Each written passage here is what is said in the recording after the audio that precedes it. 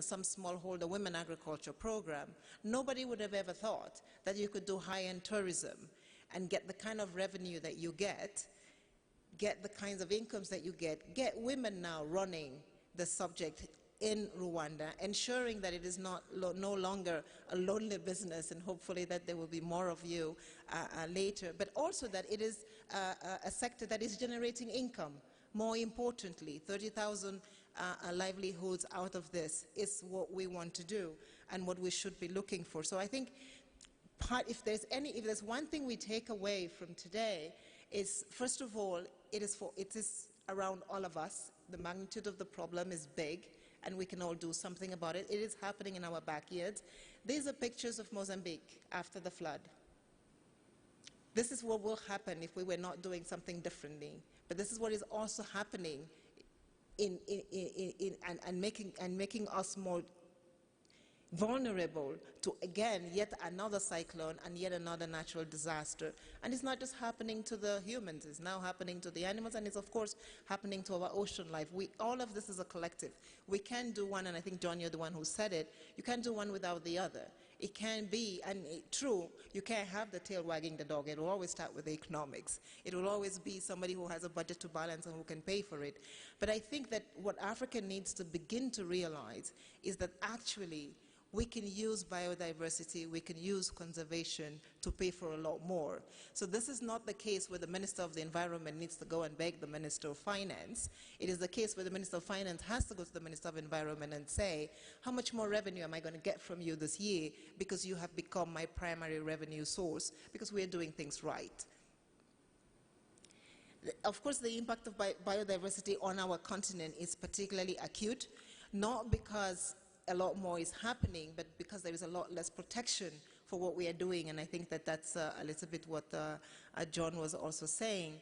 14% of the continent's land, 2.6% of its seas are classified as protected areas, but we do not have the capacity to protect them in the way in which we would like. We need more of you young women to go into schools and come out and be able to do those jobs. It is a whole huge job creation industry, and we must look at it like that. It is true today that we're all talking about getting into the digital space, but actually the combination of the digital space and nature conservation is something that we need to start talking about and looking at and telling our youth on the continent they can do something by going into that.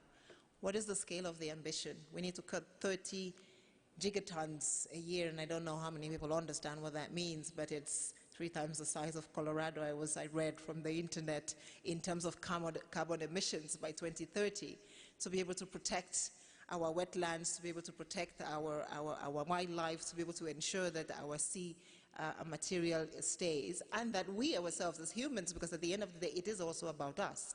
1,000 lives were lost in the Beira corridor with the cyclone Endai, and a number of lives are being lost in Brazil. So at the end of the day it does come back to us as humans. Going forward, when you look at it, there's already 7 billion of us on the continent. Today we will be 9.7 by 2050. We need to continue feeding this planet. We need to continue feeding nature. We need to continue feeding the rest of the environment, and we need to grow. And the question is, can we do all that and still promise that we will be able to reduce carbon emission? And the answer is yes. But it's going to require a lot of resolute policy direction. Our leaders, but more importantly, our youth need to come on this fight and need to understand why decisions are going to be made in the direction in which they're going to be made. The first and the most important, it's almost impossible, anybody who knows me, that I don't talk about energy, and energy happens to be in this space one of the most important, because as a continent, we cannot grow if we do not have energy. We cannot grow, we cannot transform, we can't even protect nature if we do not have the kind of energy that we need. So the question is, what kind of energy? And for a very long time, there has always been this debate where we should do coal, because if you do coal, coal is cheaper.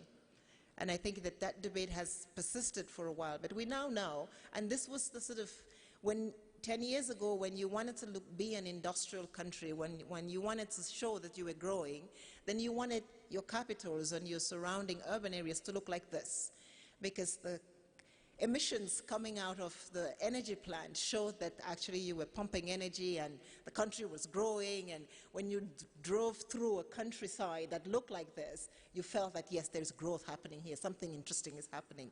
We no longer want this. We no longer want economic transformation to look like this. And we know that we no longer need for it to look like this, because the cost of energy is dropping. And yes, we will all say the cost of energy is dropping, the cost of renewable energy. And I like these two pictures because both of them look very almost Romanesque now, particularly the evening one. And you have the sort of pipes coming out, and we've worked to make sure that, you know, as you burn fossil fuels, you can make them cleaner. That's why the pipes are smaller now, because there's still new standards for smaller pipes that ensure that emissions are smaller and better. So even in the fossil fuel world, we are moving towards ensuring that, you know, there is less emission that is coming out, and a lot of the companies are going in that direction. But we can do better, and we can have countrysides that are also generating jobs, that are transforming economies, but that are not meeting anything. And there you have, you know, wind plants. You can see this in Mauritania, you can see it now in Cape Verde, and many other countries on the continent. Of course, the solar plants are all over in South Africa, in Zambia, in Senegal. More and more countries are doing solar and clean energy and renewable energy. And I think this is where the conversation then begins. Once you start doing clean energy, the question on competitiveness, can you become more competitive? And the answer is yes. So again, we don't need somebody to pay us to move to clean. By definition, if you move to clean, you also become more competitive, so you can create more jobs, so your economy gets better. And I think this is the narrative that at the Economic Commission for Africa we are trying to move towards. It's conservation. Improvements in managing our environment are actually cost-effective, deliver better prosperity, and on the health side, of course, are cheaper, because we know today that air pollution is one of the largest killers across the world, and actually in Africa even more. It's our women who are burning wood, it's the pollution from fossil fuel factories, and we need to take that away. If we take that away, we can actually reinvest in more nature conservancy. So I think making those synergies and ensuring, and this is why we need more people to do this work, that actually people understand that it's not an either or, it is actually let's go and let's do it and do it well. Marine life. And this is, I didn't know this until I started preparing this talk. You know, normally now we say you need to build embankments, because when you have cyclones and you have sort of tsunamis coming in, you put a wall up, then you can protect it. But actually, all you need to do is put more corals and put more seashells into the coastal areas, and they multiply themselves. And the economic cost of building a wall is about $20,000 per square foot of the wall, $1,200 for the shells. So again, if you just look at it, and then I dive, so most of us will then go and dive, because you will rebuild reefs and you will make it a tourist attraction. So I think one of the things that we want to do in the continent is make this conversation no longer a conversation about what we are suffering from, what has been sort of put upon us, and we're a continent where a lot has been put upon us, but there's a few things that we can actually take control of. And I think some of it is within our reach, but we need, and this is where ALU becomes an important part of the equation, and institutions like ours, we need more information out there. We need our leaders, we need our policymakers, not just to have an environmental department, but to know what that environmental department needs to do, and in what time frame it needs to be done by. The whales picture in Djibouti, I didn't know that you can do whale watching in Djibouti and create jobs and develop a whole tourism industry. But actually, one of the things that has happened is because not many people knew, there has been this natural conservation of Djibouti's marine life. Now that we begin to know, the question is, how do you do policy? How do we ensure that we can protect it? So on part of the continent, we're going to restore. We're going to need to restore. In Cameroon, we need to build more forest cover. In Rwanda, we are managing and we're improving. And in other parts of the continent, we're going to protect. And I think each one of us, when we leave here today with those three words, is where can I restore? Where do I need to manage? And where can I protect? And in doing that, how can I add the resources and make more financial resources available. Again, the message being, as you restore, as you manage, as you protect, you're building prosperity for the continent. You're building prosperity for the entire planet. Because the beautiful thing, fortunately or unfortunately, about conservation is that when you conserve in one part of the world, you are not only helping that part of the world, you are actually helping the global community. So it is community neutral in terms of the contribution. If you're reducing carbon emissions in Brazil, it will help somebody in Zimbabwe, and if you're reducing carbon emissions in Algeria, it will help somebody in Chile. So we're hoping, as we all go to Chile at the end of the year, that this global conversation, unfortunately we are living now in a period where there is a lot of receding of the euphoria of Paris and COP21, and we see many of our member states going backwards on their commitments, beginning with Brazil and a few others, that we can have this conversation that says it is a global good and we can do it as a collective. I think you have to play with the computer again. The next part that I wanted to talk about was agriculture. As we stand on the continent, agriculture is, of course, one of our most, I would say, precious assets. And that combination of agriculture, nature, our wildlife has become, I think, a conversation that we're having more and more now. We are now at the Economic Commission for Africa working on this tension between rapid urbanization, sprawling cities that are getting into protected wildlife areas. How do you do that? And as you said, it's not about, you know, do I have to choose between the people and our wildlife? It's how can you manage both, and what is the right balance, and how do we make that conversation a conversation about prosperity for all, as opposed to a conversation around one person is driving out the other, or one community is driving out the other. Now, I said that we needed 30 gigatons of excess carbon to be taken out of the atmosphere for us to be able to meet the challenge of 2030. The agriculture and forestry sector is one area where we could actually, by doing more, do a lot of reduction. And essentially, if you look at the work that we're doing, and you've talked about it already here, by protecting our forest, by protecting the wetlands, and by protecting the grasslands, you can already begin to reduce almost 3,000 of that number. Again, here, this is an area where Africa can do more, because we don't need a lot of resources to protect. We don't need a lot of resources to plant more trees. I think many of you would have seen what just happened recently in Ethiopia with the Prime Minister leading this charge to plant 350 million trees and break the world record. Imagine if all of the African continent did something similar, how much more reduction we will be putting in place, and the cost of that exercise versus the benefits 10 years down the road are quite important and quite consequential. We are now working with the government of Ethiopia to see what is the sustainability.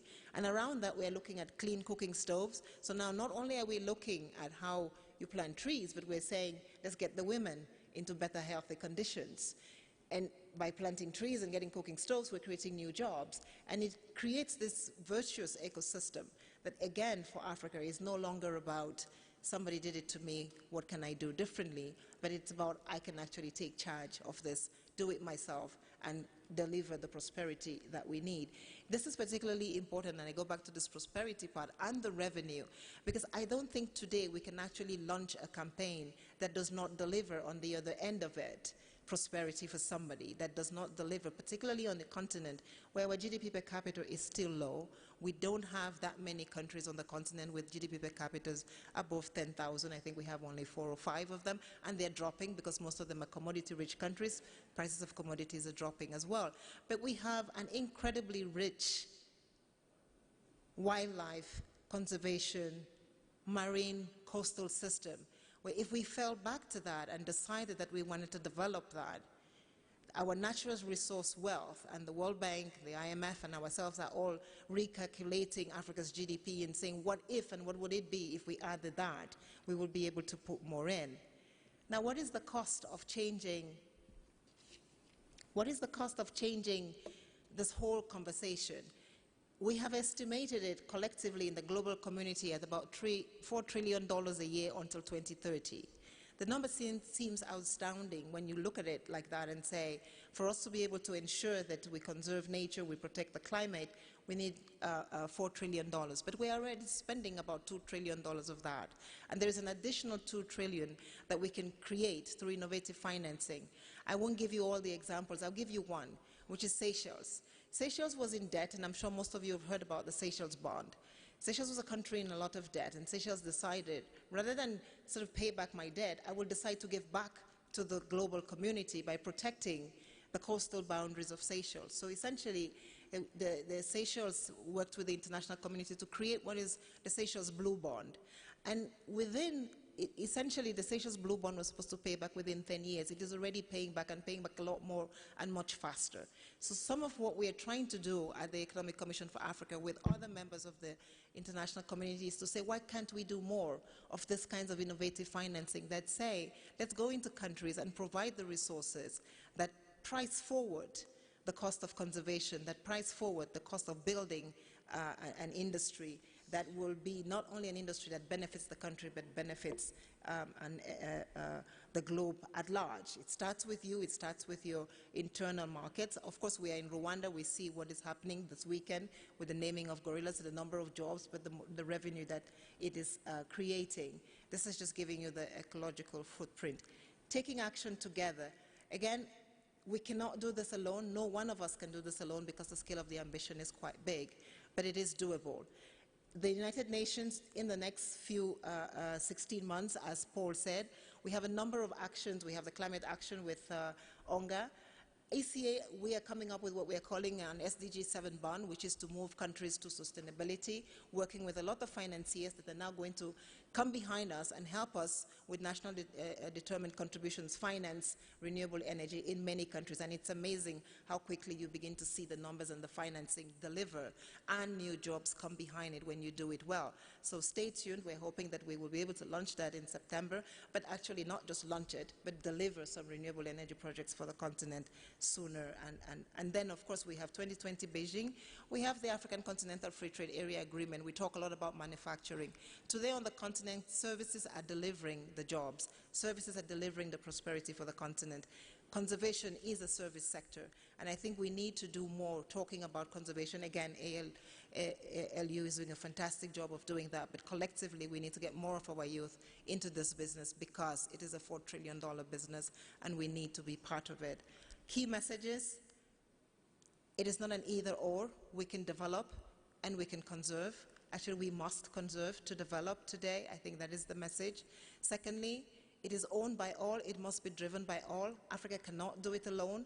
The world cannot do it alone, and that is why we need a global multilateral platform to come together to give us these answers. The conservation agenda in Africa must and will always remain a jobs agenda because we have a youth that needs those jobs, and we have shown that this jobs agenda, the conservation agenda, is an agenda that necessarily delivers prosperity. Thank you very much for listening.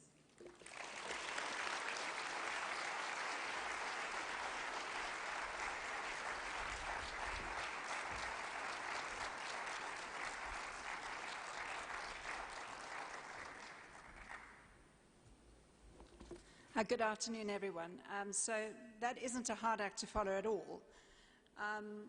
So I just want to introduce myself. My name is Bridget Fury, and I'm very privileged today to represent Oppenheimer Generations and the Oppenheimer family. So I would really just like to thank all three of the participants, and particularly Vera, for that really inspiring address and the positivity that you bring to the ability for us to take action and to do things. I didn't know Jennifer, but from what I do know about her, and certainly what Fred said, two things stood out particularly for me. I think probably Fred choreographed this, but we really do feel a bit like we had a day of women today. So apologies to John for his very valuable contribution to the Afternoon of Women, but I think what's really inspiring to me as a woman, and as I think I can still claim to be a young woman, is just the extraordinary talent and inspiring current and new leaders that we are growing. And that's not to discourage the men, because we need you too.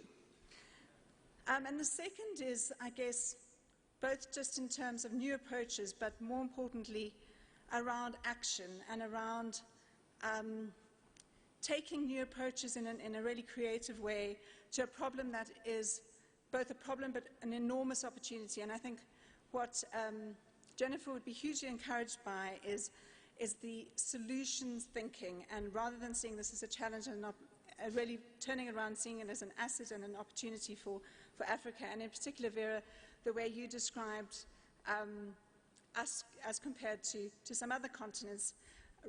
We have all these extraordinary assets, and we are able, with collective, creative and new approaches, to be able to set the agenda for the next generation. So thank you very much.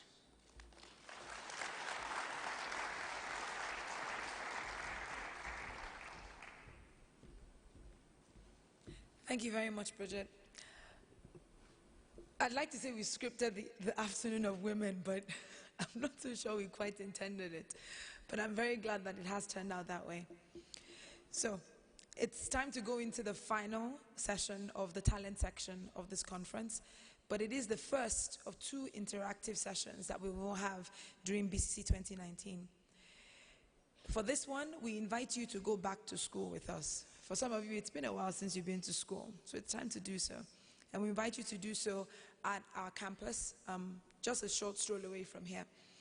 As you can see, these are the back-to-school sessions that we have. I understand that there's been a glitch with the app, so many of you have not been able to sign up, but that's fine because we will have ushers at Kigali Heights to take you to your respective sessions. So we'll have 1 time slot for each one, paying for Habitat for Elephants, from cattle ranching to wildlife ranching in Kenya, building high-performing conservation organizations, enhancing the productivity of beekeepers, biodiversity-positive infrastructure development, Africanizing conservation leadership, and bauxite and chimpanzees. For our French speakers, we will have French translation in the building high-performing conservation organizations in the Mali room. So right after we're done with these announcements, please just head out the doors and there will be ushers ready to take you downstairs. Now, a couple of things to note. We've also extended the deadline for signing up for Monday night dinners because of the glitch in the app that we mentioned. We'll most likely have a video up for you tomorrow because we've noticed that many people have not logged into the app, so it's proving a little difficult for you to sign in. So we'll have a video to show you how to do it tomorrow. Please do look at the app for the different announcements. One of the announcements that is on there, which we realize many of you may not have seen, is that the buses to your hotels, to our partner hotels, will leave from Kigali Heights School, not from the conference center. And the last thing is all Conservation MBA students and alumni, please step outside to meet with George and Pratum. And with that, let's go to school.